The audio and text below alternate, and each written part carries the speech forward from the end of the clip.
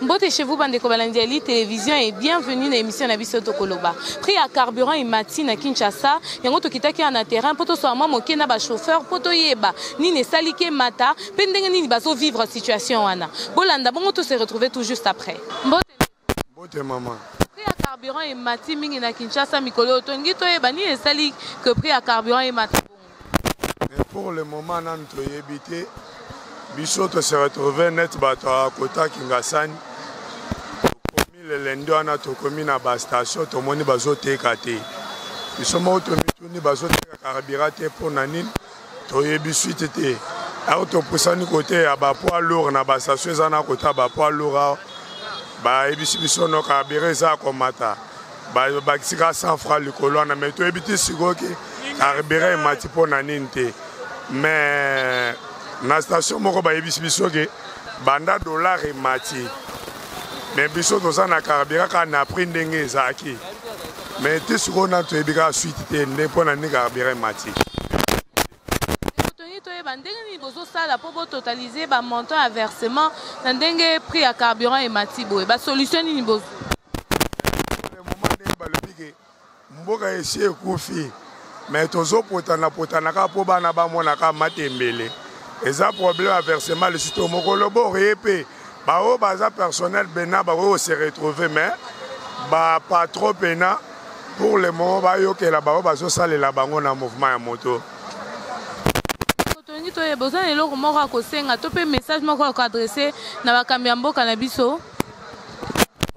Eloko tozo senga na mokonzi ya mboka mais pour le moment nan to yebi carburant mati pona nini te. Tozota la ta des semaines, soki des semaines eleki biso pe bato a moto to kosolo poto mati a prix à moto par rapport ndenge carburant mati. Parce que alboso to bandi ko tchaba 1950 wana mais moto a ebi que dès qu'il soit au même ata 10 personnes 1000 500 à 10 000 francs. Mais pour le moment ndenge carburant mati, biso pe to kosolo poto mati a prix à moto poto bana ko se retrouver. Merci mille. Merci maman. Mbote ndeko. Mbote. Prix à carburant et mati makasi na Kinshasa tongi to eba ni eza la base ya komata ya prix à carburant. Bah la base ya carburant. Fallait ministre ya ministère ya environnement soki ya makamba carburant wana. Pour ndenge carburant ezo matela to comprendre yango te. Au monaka okuchoke ya moyen bache prix mususu ogebo che prix mususu. Il fallait ngape na tourna ngana ocha pe ndenge na ngai. Pour ceux qui bango, bachena normal, biso pe to gocha normal. Au moins na ba bilo musus na banzela ndenge komi. Deko tolingi to eba. Conséquence na ndenge carburant ezo mata bon ba conséquence ezani. Conséquence. Ezaka pona bango pe na tourna bango bagé ko zwango pe musika no. Ndenge bazo tamwe na ngone bazo eliango. Ne ba monyango bazela ngona prix ya likolo ba komi na ngope bangope ba ochape ba mona pe moyen pe bango ba vivre pe ba ochape na tour na biso pe to gen to chape na ndenge na biso pe ga ezaka ndenge wana deko tongi to e bandeni bozo sala po bo totaliser montant ya versement na ndenge carburant e matibo o souffrir fort po bo kisaka mbongwana o cha prix bo gilia boy o fandi fort po mona ta mwa mike wana on est vacciné les biso pour biso tout le monde peut moyen revivre peu. De comment liloba koloba na président de la République, ministre à l'économie, topé ministre à hydrocarbures, ou azo gérer makambwana eza. Ngana azo yebisaka ministre ya ido Dominique so ido de mika na bangwana. Amona ka moyen bongisa makambu. Pour selon ndenge zo gene to comprendre il fallait pas faire ça masolo ana bien. Merci mille. Ça va na CP. Mbote ndeko. Mbote bama. Mikolo prix à carburant et mati makati na Kinshasa tolingi to yeba. Eloko ni eza à la base ya augmentation ya prix à carburant. Makambo carburant wana na compate na mboka biso. E kabia ye mata compate. Biso moko to na liziba ya carburant. Awana mwanda. Même sima na compate bi makambo gouvernement ala bongo c'est le konde comme ministre ya boye na compate carburant kaka biso moko e mata pour ani pour la taxe bibani. Comme ça, na comprendre te na pour la ngana c'est gouvernement pas qui se caribira. Et ça le komoko et sur la population est belé. Ah to comme ba musu ba moto ba. Moto a pesi moto yo là, yo journaliste au pesi moto kumba moto. Comme chauffeur na yo. Ceux qui caribent matique 1 litre, ceux qui 2200, ceux qui coûtent 2300 2200 francs. Et ça bien été. Des cotolingi to eba conséquence ya augmentation à prix à carburant on a topé ba répercussion nango ezani na musala na bino. Bon, makamwana il fallait wana ile na makamwa gouvernement quand même. Pour le gouvernement là na makamwana conséquence ya kumandeni pour ka ba emata. Eza pour na ba taxe ou bien eza pour na kaka makamusu na compenser te. Tisiko na la na makamwana pour na yo kata na radio bon balo balano. Des cotongi to ebandeni bozo sala pour bo totaliser montant et versement ndenge carburant et mati. Ah maman, pour la kuzara mo 10 000 pas ma problème hein. Tanga depuis tongo, tanga bon na tanga na poche. Tala au moins ah depuis tongo, so mukolo moto azela kaka versement. Ah 14 heures. Siko, après c'est bon RNI. Mais il y a aussi le gouvernement qui s'est caribé. Et mon retour pour la bien. Écoute, mon et moi la terre, mais maman s'est caribé. Bon là c'est le gouvernement, bazonga, côté réunion, bazonga la mémoire, bazonga caribé normal, caribé qui t'aga. Kalawana va caribé 2014, 2015, caribé ça 1 litre 1500. 1 litre 1600 c'est 2015, 2014. Maintenant on passe caribé il matin. Caribé matika boy, là on passe. Bon là c'est vraiment konzi fachi, a télé ça makamo. A tout ça ngoma caribé télé manan. Kala, tout ça makamo kabila bobote. Ah, quand ça qui n'a eu, à qui pouvoir na maman na eu. Ah qui se caribé et qui te tisse 2500. Quand il a 1500, 10300, 1250, caribé 1 litre. Maintenant là c'est quoi? 2000 quelques. Ils a bien été. On a pas na CP la ngote marata mangana kanda monter mais jamais na misanga libanda te. Kanda na kati ya motema. So na bibisa libanda, c'est na kotuma moto muso na caribé pas na tumia ngoma moko. Na vanika ya les. Ponanga. Merci Mingi. Merci maman. Mbotende. Mbote maman.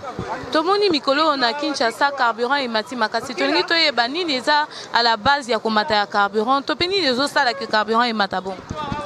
Bon maman makamwa carburant wana gouvernement na biso aza incompétent. Po tozo mona tina o carburant ezo matelate. Ta carburant et mati po biso ba chauffeur. To sala ndeni pona taxe ya tarif ya moto soit ya mutuka. Net ngai. Il faut na cha course moko 3000 francs pour na zambongo pour na carburant. Nzela ngope okendela kokomisa muntu na destination. Eza pété. Faut kota na mabulu. Toto mabatike awa biloko moko ezanga tina me.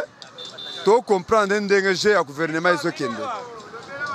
Ekotongi to yeba depuis que ma carburant et mati musala na bino ezokende ndenge nini to pe ba conséquence ya ndenge carburant et mati na musala na bino ezani. Wana bazonyo ko la biso ba taximen mota po 1 litre à carburant est commis 2200 na komi mamutu moko na combien tozo ka mutu peut-être awa na 2500 francs awa na awa 1000 francs ta carburant est commis 2200 na komi mutu na combien banda tongo na zana mbongo na poche na ngawa yango yo ba clia bazo mandate so senge cher ko matana EPT mbongo pe na circulation ezate. Ba chauffeur bazo me mapete biso pe tozo me mate. OK na station au 5 litres faut pesa mbongo 12000. 5 litres. 12000 wana po ozwa yango. Quelle chimie au sale? Deko tongi to eba mécanisme ni bozo en place to pendenge ni bozo sala par rapport ya ba versement. Est-ce que bozo koka ko totaliser mbongo ya versement? Versement ezokoka te.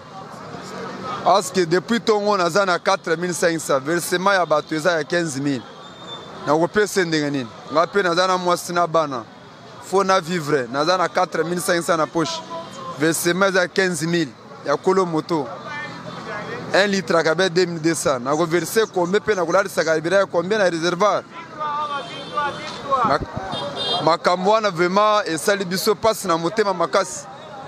Tobundaki poto kimisa munguna na mboka to soutenir mwana mboka Félix Antoine Tshisekedi azala en place ba gouvernement oyeye ya bisaki biso za gouvernement wario tokomela tokozala à l'aise mais lelo tokomi mal à l'aise tozokoka lisusu te biso bachauffeur ndeko tongi toyeba eloko nini okosenga na président de la république to mpe na ministre ya économie ou bien oyo ya hydrocarbure oyo bazogérer situation message nazotindela mokonzi ya mboka Félix Antoine Tshilombo eza yake ata la population alobaki peuple d'abord soki biso bato liboso mbongo koya na nsima lelo bazwi mbongo batie liboso ya bato biso bato ke na nsima ministre ya hydrocarbure toza na carburant awa na Congo ewutaka libanda te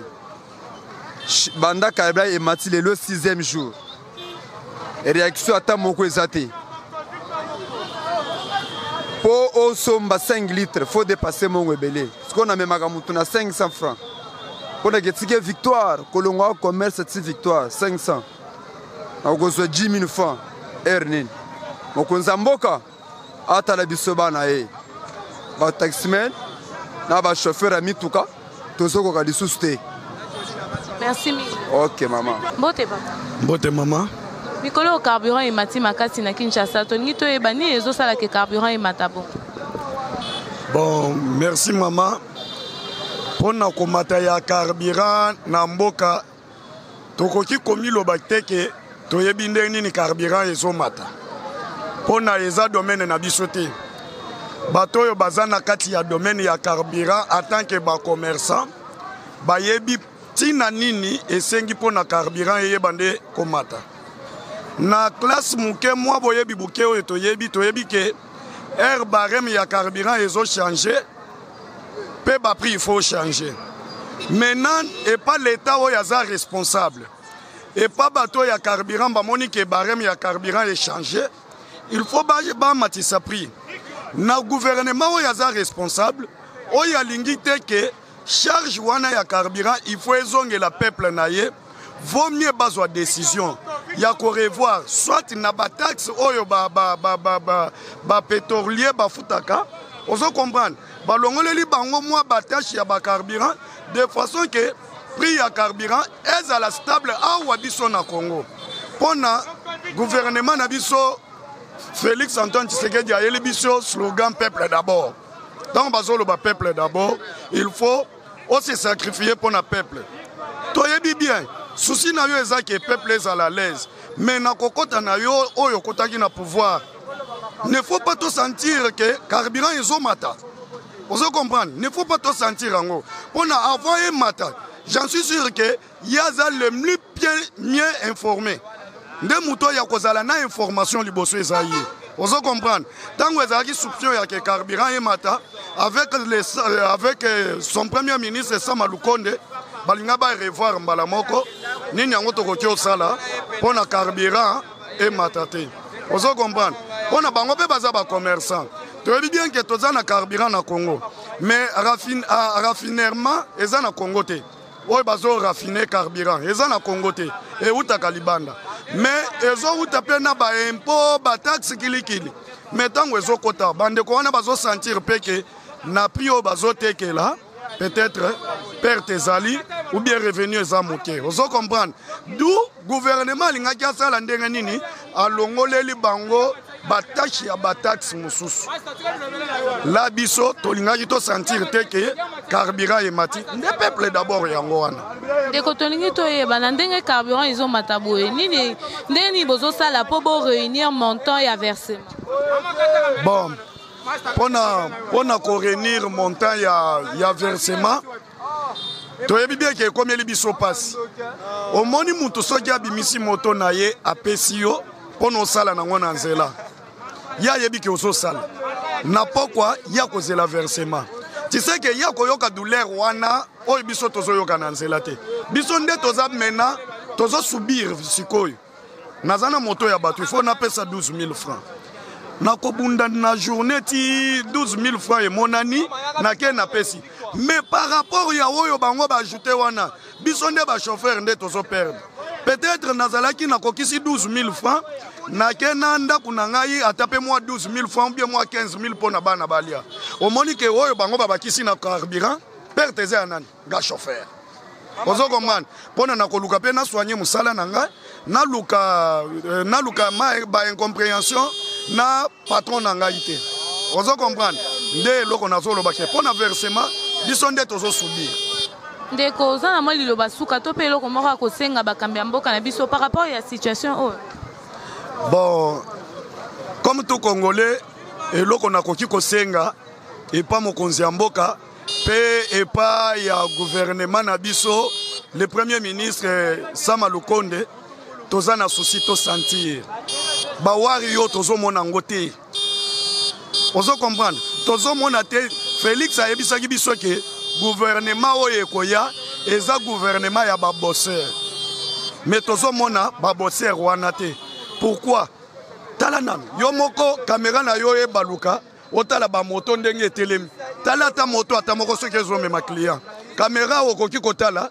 tala nanu na ba moto nyonso ndenge totelemi boyi est-ce que omoni moto ata moko ke ambiance yake client zoya azomata quand même likolo ya moto ezate bandeko na ngai makambo nyonso eza vraiment bloqué tozo senga papa olobaki ke gouvernement oyo nazopesa bino eza gouvernement ya bozie bande nini ya kosepela ozo comprendre tozo senga ke gouvernement wana esala musala mbongo circuler to sentir ozo comprendre merci beaucoup mbote ndeko mbote mama mikolo carburant emati makasi na Kinshasa tolingi toyeba nini ezosala ke carburant emata bongo mais ata biso pe toyebi te mais to quand même namoni neti toza pe moi surpris na bayibateka carburant toyebi te soki bango pe bazalaki pe surpris par l'état moto afixaka makambo na ye na bango to nini yango pe elekani wana Deko conséquence ya augmentation ya prix wana eza nini to pe le fait que prix ya carburant emati esali nini na musala na bino tomoni neti babakisika mwa 100 francs par rapport à ndenge tobando somba mais toyebi ke avant ekoma na 2100 francs ekomaka elekaka ti na ba 2100 francs ekomaka soki na ba 2400 quelque mais bakiti yango na mois 2000 mais mois 2 jours namoni babakisi mwa 100 francs nayebi nini esali te mais oyo tokosenga na l'état il faut avant akomatisa eloko fo koavertir bana mai nini tolingi tosala na mikolo ezali koya kopesa bango deja batutu bayebi ke kolukela biso mwa bulu yeka entre biso na bayebateka carburant opesi autant oyebi ndenge opesaka oyoki bayebi sio ke carburant emati déjà donc eza pe moi bien te Deko tongi toyeba na montant bozo sombela carburant tous les jours est-ce que bozo koka ko verser mbongo e pa bato bangasa kabino ko totaliser mbongo a verser place moko na kolobeleza ndeke avant bachela biso ba prix ba matiela biso ba prix ya ba carburant ba yeba peke toza na mboka nini carburant eza pe nini na mboko o mboka lokola mboka na biso oyo eloko lokola carburant ya eloko te ceux qui bandeko na biso ba voisin neti ba ngolais bazaka wana makambo ya carburant elobela bango eloko te mais bongo biso bato tozaka na source oyo esalaka ke bango ceux qui bakoko vimba na carburant donc eza oya biso ozalaka kaka likolo na bango ezalaka tomonaka kaka donc tozalaka kaka na niveau moko boya makambo ya carburant tomonaka yango neti eloko moko ya grave te mpo na ngai namoni ke mboka neti Congo lokola ya biso oyo Congo na makambo ya carburant ya eloko te fo okitisa yango koleka na oyo tosombelaka koleka kutu na 2000 donc mpo na ngai Congo donc fo tosomba carburant ata ba 1000 francs ba 800 mpo na ngai mboka na biso lokola Congo mpo na Angola eza ba 2000 te eza na se makasi o comprendre nde eloko nga kokotalisa bakonzi soki bayebi Congo bayebi mboka oyo toza na yango ya mboka bwanya makambo neti bacarburant ya eloko te na mboka oyo fo basalelaka mpe eloko wana nde elakisaka bolingo ya peuple elakisaka te toza wana mingamba ya bai oyo toza na bango neti bakongolais toza wana na musala ya mboka oyo donc fo kolingaka biso na biloko ya boye kokitelaka biso mwa prix ezake koya koloba ke tokozwa yango ofele te mais na mwa prix moko o mututu ako azosomba ngo boye se retrouver pe na mboka na ye na mwe te na mboka oyo donc eloko ya kokanisa mboka mosusu ya bapaya eza te Deko tongi toyeba eloko nini gouvernement na biso esengeli basala exactement pour que prix ya carburant ekita to pe se maintenir na niveau moko ya bien sikoyo na place wana mama nakoyebiso eloko moko lokola naza du domaine te naza ni économiste te o comprendre nalobi pe en tant que congolais expressivement nde nalobi pe wana mais na makambo etali na ba domaine wana ngai naza économiste te naza na domaine wana te baza na badomaine wana bango nde bakoki kotalisa gouvernement na baministre nini bakoki kosala mpo carburant ekita na baoyo baza mpe na badomaine ya bahydrocarbure batalisa gouvernement nini bakoki kosala. Mais lokola biso toyebi kaka tosombaka toutilisaka, mais lokola toa bacongolais na mboka na biso totelaka ngo tolo mboka na biso eza boye bapotentiel donc ebele, il faut tosombaka mpe bacarburant wana baprix moko boye. Donc tomona neti ya biloko moko pamba, biloko neti bacarburant bamai bacourant nayebi te soki babiloko na tangi wana aba biloko moko bapampamba na mboka na biso aba biloko moko otsomba carburant na 2000 francs tomona neti eza kokita te ezaka likolo po soki ezalaka mboka mosusu bacarburant ezalaka pena ya mwa pasi wana c'est normal, mais mboka neti Congo mboka na biso donc ezokamwisa biso wana fo elekelaka biso tu ezaki bango bayina biso te oswata bango batravaillaka mpona mboka te. Donc nalobi mutu tu aza appelé kaka ya apporter quelque chose na ko développement ya Congo. Soki oza wana na poste moko boye travailler pe na bolingo mboka ekenda liboso ezala tanga ndenge naza boye soki tokoya boye toza na ba moto tokumba ochepe prix moko boye rapport à musala osala na ba carburant toza nango ba tracasserie na banjela nyonso wana ezanga na kati wana na chepe prix na ndenge na ngai lera bato baoloba batalita ngai te batalita nde bino bato bokondaka bino bakonzi nde batalita po ngai osala ngai eloko te na mutu mo simple nayebi te so comprendre masolo makambo ndenge na oloba bakoloba bino bozobebisa makambu bozomatisa transport bosungaka leta te mais mpo nini yo mpe leta asunga population te bosungaka mpe biso. Merci mingi. Merci à vous aussi. Bandeko Balandieli télévision tokomi na suka émission na biso. Merci mingi na bino nyonso bolandaki biso. Merci na Jacob azaki na sima caméra. Bino moko boyoki cri d'alarme ya baimboka ba motard. Pona nga na suki awa tokutana balasi. Au revoir.